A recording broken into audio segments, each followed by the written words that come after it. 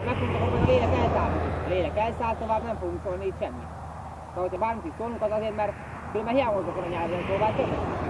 De várjál, a szellemhez jár egy test is. Hát így van, én test lélek.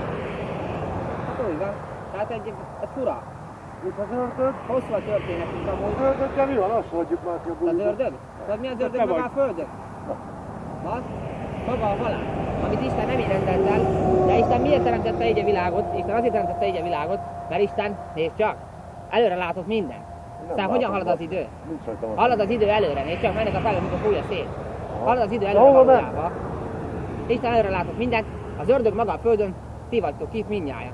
Itt közöttem, itt lakozik bennetek az ördög. De vajon mivé válik az életbe? Hiszen mindenki jónak született, szívében lelkében mindenki jó maradt. Szóval akkor meg nekem van családom, van anyukám, van bárkim az életbe, aztán már nincs senki valójából. Engem a kukába találtam.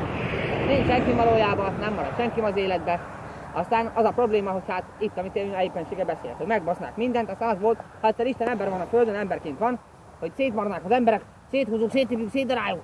Megöljük, mert szétkúrjuk a nőnét, mert annyira izgató az a pina, ami ki van éhezve, az kiéhezett a pina. Meg azt látod, hogy ilyen az arca, lotyog, folyik az arca már, az lotyog a nyál, addig alul már folyik a ninjából, nedvesség így. Hát a faszom meg már föláll, nem bírok, nincs eszem, nincs, álló farkam van, vége! Olyan vagyok, mint egy éhes szamár!